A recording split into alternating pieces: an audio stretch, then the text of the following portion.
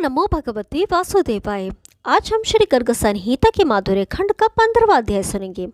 इसमें हम सुनेंगे महिष्मतिपुरी आदि की वनिताओं का गोपी रूप में प्राकट्य तथा भगवान के साथ उनका रास विलास, मानधाता और सौरभि के संवाद में यमुना पंचांग की प्रस्तावना। तो आइए शुरू करते हैं। श्री नारद जी कहते हैं, राजन, व्रज में सोनपुर के स्वामी नंद बड़े धनी थे। मिथिलेश्वर उनके 5000 पत्नियां थीं। उनके गर्भ से समुद्र संभवा लक्ष्मी जी की वे सखियां उत्पन्न हुईं जिन्हें मत्स्य अवतारधारी भगवान से जैसा वर प्राप्त हुआ था। नरेश्वर, इनके सिवा और भी विचित्र औषधियां जो पृथ्वी के दोहन से प्रकट हुई थीं, वहां गोपी रूप में उत्पन्न हुई। महिष्मतिपुरी की वे नारियां भी जिन्हें महाराज पृथु का वर प्राप्त था, जातिस्मरा गोपियों के रूप में व्रज में उत्पन्न हुई थी तथा नर नारायण के वरदान से अप्सराएं भी गोपी रूप में प्रकट हुई थी। सुतल वासनी दैत्य नारियां वामन के वर से तथा नागराजों की कन्याएं भगवान शेष के उत्तम वर से व्रज में उत्पन्न हुई। दुर्वासा मुनि ने उन सबको अद्भुत कृष्णा पंचांग दिया, जिससे यमुना जी की पूजा करके उन्होंने श्रीपति का वर रूप में वरण किया। एक दिन की बात है, मनोहर वृंदावन में दिव्य यमुना तट पर, जहाँ नर कोकिलों से सुशोभित हरे भरे वृक्ष शोभा दे रहे थे, भ्रमरों के गुंजारव के साथ कोकिलों और सारसों की मीठी बोली गूंज रही थी। वासंती लताओं से आवृत तथा शीतल मंद सुगंध वायु से परिसेवित मधुमास में उन गोपांगनाओं के साथ मदन मोहन श्याम सुंदर श्री हरि ने कल्पवृक्षों की श्रेणी में मनोरम प्रतीत होने वाले कदम वृक्ष के नीचे एकांत स्थान में झूला झूलने का उत्सव आरंभ किया। वहाँ यमुना जल की उत्ताल तरंगों का कोलाहल फैला हुआ था। वे प्रेम विभला गोपांगनाएं श्री हरि के साथ झूला झूलने की क्रीड़ा कर रही थीं। जैसे रति के साथ रतिपति कामदेव शोभा पाते हैं, उसी प्रकार करोड़ों चंद्रों से भी अधिक कांतिमती कृति कुमारी श्री राधा के साथ वृंदावन में श्याम सुंदर श्री कृष्ण सुशोभित हो रहे थे। इस प्रकार जो साक्षात परिपूर्णतम नंद नंदन श्री कृष्ण को प्राप्त हुई थी, और समस्त गोपांगनाओं के तप का क्या वर्णन हो सकता है। नागराजों की समस्त सुंदरी कन्याएं जो गोपी रूप में उत्पन्न हुई थी, मनोहर चैत्र मास में यमुना के तट पर श्री बलभद्र हरि की सेवा में उपस्थित थी। राजन, इस प्रकार मैंने तुमसे गोपियों के शुभ चरित्र का वर्णन किया, जो परम पवित्र तथा समस्त पापों को हर लेने वाला है। अब पुण्य क्या सुनना चाहते हो? श्री बहुलाश बोले, मुनि प्रभो, दुर्वासा का दिया हुआ यमुना जी का पंचांग क्या है, जिससे गोपियों को गोविंद की प्राप्ति हो गई, उसका मुझसे वर्णन कीजिए।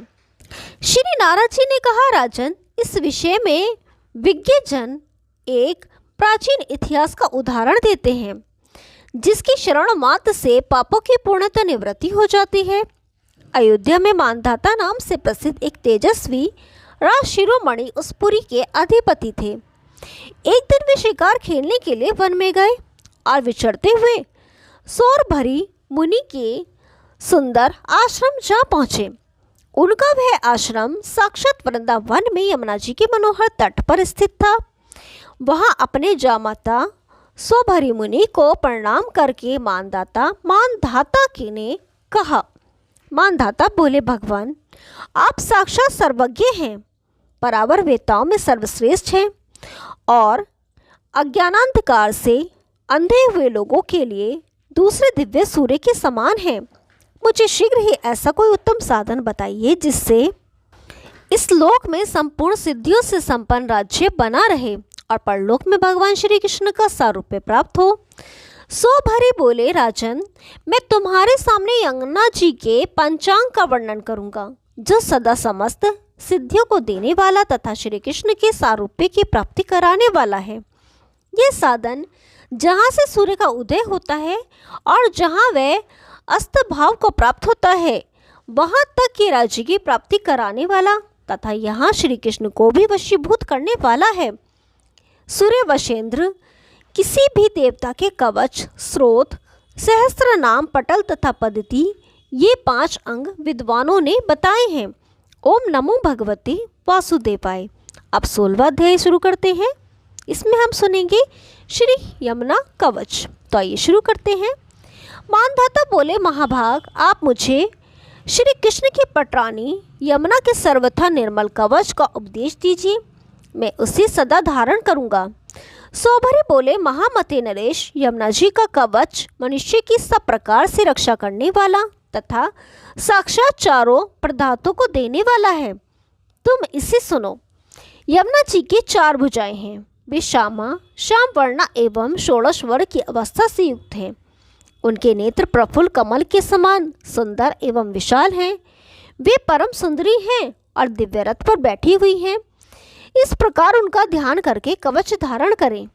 स्नान करके पूर्वाभिमुख हो मौन भाव से कुशासन पर बैठे और कुशों द्वारा शिखा बांधकर संध्या वंदन करने के अनंतर ब्राह्मण अथवा द्विजमात्र स्वस्तिकासन से स्थित हो कवच का पाठ करें। यमुना मेरे मस्तक की रक्षा करे और कृष्णा सदा दोनों नेत्रों की, श्यामा भ्रुभंग देश की और नागवासिनी नासिका की रक्षा करे। साक्षात परमानंद रूपिणी मेरे दोनों कपोलों की रक्षा करें। श्री कृष्ण के बाएं कंधे से प्रकट हुई वे देवी मेरे दोनों कानों का संरक्षण करें। अधरों की और चुबिक ठोड़ी की रक्षा करें। यमराज की बहन मेरी ग्रीवा की और महानदी मेरे हृदय की रक्षा करें। कृष्ण प्रिया षष्ठभाग का और तटिनी मेरे दोनों भुजाओं का रक्षण करे। सुश्रोणी श्रोणी तट नितंब की और चारों दशना मेरे कटि प्रदेश की रक्षा करे। रंभोरु दोनों उरुओं जांघों की और अंग्री भेदिनी मेरे दोनों घुटनों की रक्षा करे। रासेश्वरी गुल्फो गुट्टियों का और पापहारिणी पाद युगल का त्राण करे। परिपूर्णतम प्रिया भीतर बाहर नीचे ऊपर तथा दिशाओं और विदिशाओं में सब ओर से मेरी रक्षा करें। यह श्री यमुना जी का परम अद्भुत कवच है। जो भक्ति भाव से 10 बार इसका पाठ करता है वह निर्धन भी धनवान हो जाता है। जो बुद्धिमान मनुष्य ब्रह्मचर्य के पालन पूर्वक परिमित आहार का सेवन करते हुए 3 मास तक इसका पाठ करेगा वह संपूर्ण राज्यों का आधिपत्य प्राप्त कर लेगा, इसमें संशय नहीं है। जो 3 माह की अवधि तक प्रतिदिन भक्ति भाव से शुद्ध चित्त हो इसका 110 बार पाठ करेगा उसको क्या क्या नहीं मिल जाएगा। जो प्रातःकाल उठकर इसका पाठ करेगा उसे संपूर्ण तीर्थों के स्नान का फल मिल जाएगा तथा अंत में योगी दुर्लभ परम धाम गोलोक में चला जाएगा। ओम नमो भगवते वासुदेवाय। 17वां अध्याय कल सुनेंगे। तब तक के लिए नमस्कार।